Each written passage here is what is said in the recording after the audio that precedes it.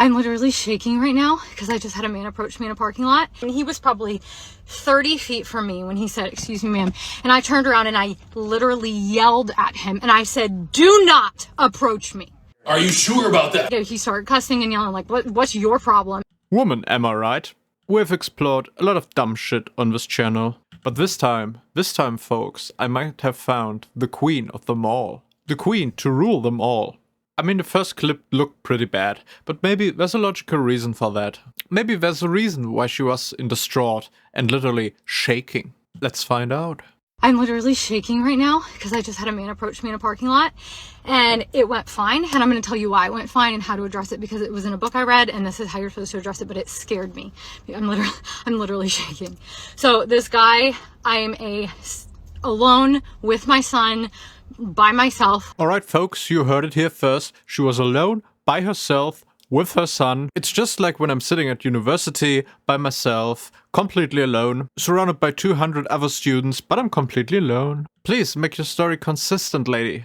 Please. No one is gonna believe a word of what you say if you contradict yourself in the first 5 seconds, please. A woman and a male approached me in a parking lot. He's, "Excuse me, miss," and I don't know why in the hell he was approaching me or what he was trying to do. And before he was probably 30 feet from me when he said, "Excuse me, ma'am." And I turned around and I literally yelled at him and I said, "Do not approach me." And this is where she lost me. Completely. Any credibility gone. Just to get the facts right, okay? She's in the parking lot with her son. And all of a sudden, 30 feet away, a male approaches. But not any male. I would consider him a gentleman. He said, "Excuse me, ma'am," and held a distance of 30 feet, which is quite a lot of distance if you want to hold a conversation or get someone's attention. He probably didn't want to seem creepy or intrusive, and she went absolutely ballistic on him, screaming that he shall not approach her like he's a fucking Balrog and she's Gandalf. You shall not pass! And he immediately started going in the other direction, and I just kept saying it over and over and over. I said, "Do not approach me. Do not approach me." This seems fucking ridiculous. At this point, she lost all credibility in my eyes. Like, what the fuck are you doing, girl? Even if you have some sort of phobia and are afraid of man, you just kept standing there and kept repeating that he shall not approach you when you said yourself that he immediately turned around. To be fair, he may have not turned around because of your command, but because he thought you're batshit insane. The guy was probably like, "Nope, that girl that keeps on repeating the same shit like she's some broken record, nope." And she doesn't even know what he wanted from her. She makes it out like he was in an orange jumpsuit and wanted her to undo his handcuffs or something. Maybe he was interested in you and just wanted your phone number. Or maybe he wasn't interested in you at all. Maybe he just wanted to know the fucking time. He could have even tried to help you and you didn't even realize it. Like, "Excuse me, ma'am, I think your tire is broken." And yes, broken, not flat, because she seems like the person who wouldn't notice this. And he, of course, got "What the F?" He started cussing and yelling like, what's your problem? So you're telling me the dude got really baffled and defensive because you couldn't even do the most basic social interaction. It is to be expected that he gets a little startled and maybe even calls you out for your batshit insanity. Even if she didn't want him to get any closer than 30 feet. She could have just told him that. "Excuse me, sir. Please don't come any closer, for you are scaring me." After that, if he started sprinting towards you, then your reaction is justified. But her reaction, in any case, doesn't do jack shit, does it? Just standing there, repeating the same shit like a broken record, isn't gonna stop him. If he was really a bad guy, he would have just got her. So her reaction would be inappropriate in both cases. When a man is completely innocent, which is 90% the case, 99% maybe, and even if he was a serial killer looking for his next victim, her reaction would have done jack shit. It wouldn't have helped her in any way. So she managed to literally choose the most inappropriate action. And I looked at him and he actually then crossed a couple cars down from my car. He didn't come anywhere near me. He crossed a couple cars down from my car and was like, continuing to cuss and say, "What's your problem?" And I said, "You do not approach women in a parking lot." I just kept saying, "Do not approach me. You do not approach women in a parking lot," yelling it. No male should ever approach a woman in a parking lot. Ever. no male should ever approach a woman in a parking lot. And if a male does approach you, you need to turn around and use the strongest voice that you can possibly use with them. Don't be polite. They need to literally screw off. No male should be approaching you in a parking lot. That's got to be the dumbest take I've ever heard in my entire life. Imagine you're a strong woman and you're on a parking lot. There you eat your scrumptious donut. But oh no, a piece of a donut got in your lungs. What do? Oh, if just someone could do the Heimlich maneuver. And as chance will have it, there he is. A random doctor waiting in a parking lot, probably for his wife. But he can't approach you, since he's a male. So I guess you have to suffocate to death? By your own logic, because under any circumstance, he is not allowed to approach you. Of course, you could apply that to many more scenarios, many more down-to-earth scenarios, if you will. But the principle is the same, even if you just wanted to, say, maybe inform you about the fact that you just dropped your wallet, or your credit card, or your keys to your house. In any of those circumstances, I'm sure you would appreciate his help, despite him being a male. But the story gets even better.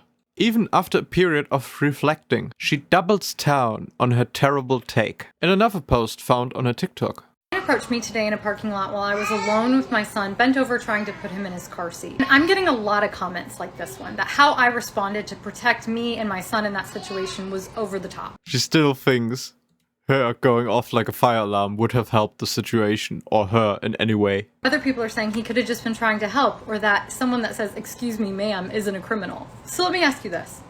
What does a criminal look like? At what point do you choose to defend yourself? That's a question with a very simple answer. It's called probable cause. If you have probable cause to believe that the other person is a criminal or intends to harm you, then all freedom to you. You're good to go. Although I do not know what you screaming at him will do. But since she doesn't seem to understand the concept of probable cause, she should be banned from ever having a gun. Because before you know it, she may be shooting some guys who just looked at her. Are you going to wait until somebody with an orange jumpsuit approaches you? Or maybe someone with a t-shirt that says, "I'm a rapist," or a human trafficker, or "I'm about to rob you"? Does that mean in her eyes an obvious prison escapee and a normal dude trying to get her attention with "Excuse me, miss," from 30 feet away are one and the same? Lady, you need therapy. Whatever your threshold might be, I would suggest that you don't wait until the person is right on top of you to do something about it. And as a woman, never underestimate your instincts.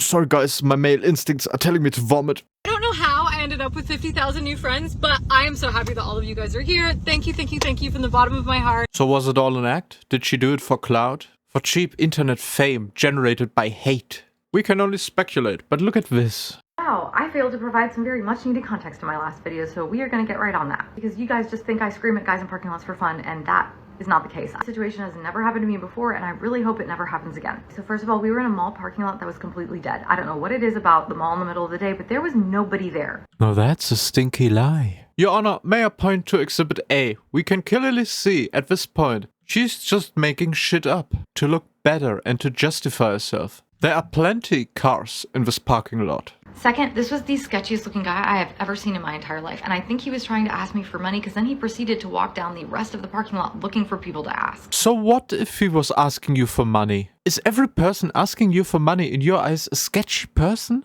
Just wait till she shoots her landlord. It's gonna happen. Is this the ultimate country bumpkin or something like that? Did she ever ride a subway? Did she ever visit a train station in her life? There are people asking you for money all the time, and I would say at least half of them look less sketchy than you do. So her whole argument is the stereotype that poor people are sketchy? That makes no sense. They're good and bad people, poor and rich. I didn't have any other form of protection. I didn't want him getting anywhere near enough to me to like knock me out and rob me. I'm not saying that definitely would have happened, but I didn't want to open up myself to that possibility. But don't leave your fucking house. Easy, you can't get robbed. Well, you still could. Maybe if you rebuild your house to a fortress. Maybe ask at Fort Knox if they still have some rooms available. When I first saw this guy, I had just put my son in his car seat and I stood up to see this guy across the aisle, the other cars. I'm not sure if that's exactly 30 feet, but that's where he was. And I mean, he was walking as fast as he possibly could towards me, so fast that I did not have the time to walk around to my other side of the car and get in. Finally, I definitely hadn't dropped anything. This guy wasn't trying to help me. He was coming at me from the opposite direction of where I came out of the store. Now here's a wild hypothesis. Maybe he just needed to take a shit and wanted to go to his car. Upon entering the 30 feet circle of death around you, You began to scream and startled him shitless, upon which he shat in his pants, maybe only a little bit. And as any normal person would, he got very angry at you. Have you ever thought about that?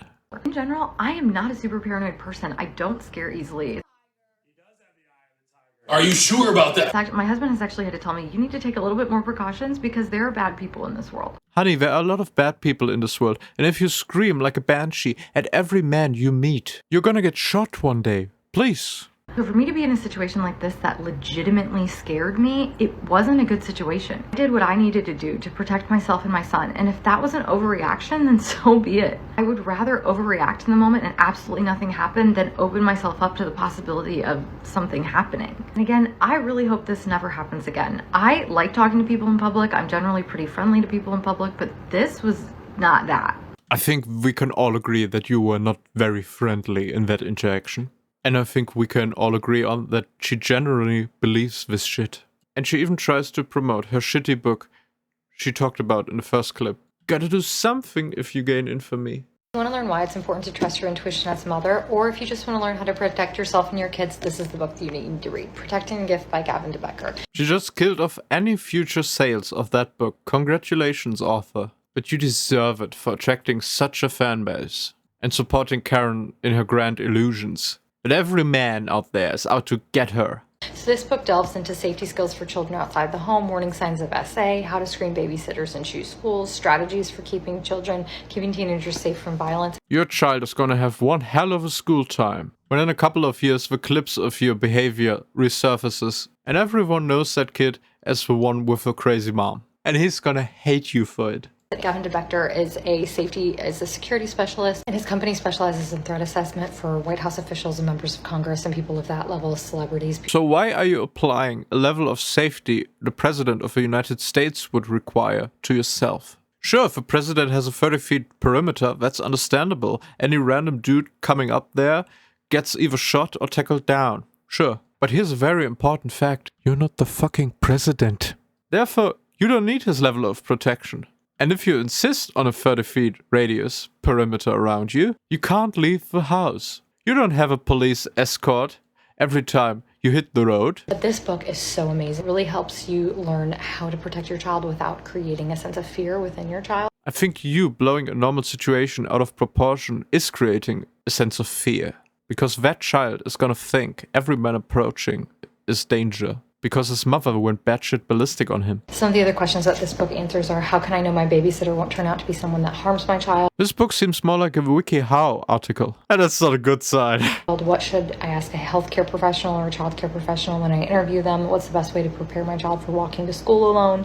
How can my child be safer at school? How can I spot sexual predators? Yeah, how can you spot them though? Please tell me. Oh, and please forward this book to the police. They're gonna need that too. It's gonna be Minority Report all over. The police can arrest child predators just by looking at them. They can identify them. This book is revolutionary. What should I do if my child is lost in public? How can I teach my child about risk without causing them too much fear? What must my teenage daughter know in order to be safe? What must my teenage son know in order to be safe? And finally, in the face of all these questions, how can I personally reduce worrying? My mother-in-law gave me this book, and it is literally one of the best books I ever read. I have put it into use, as you know from the past video, and it works. Well, your mother-in-law fucking hates you. She hates your guts. Thanks for watching.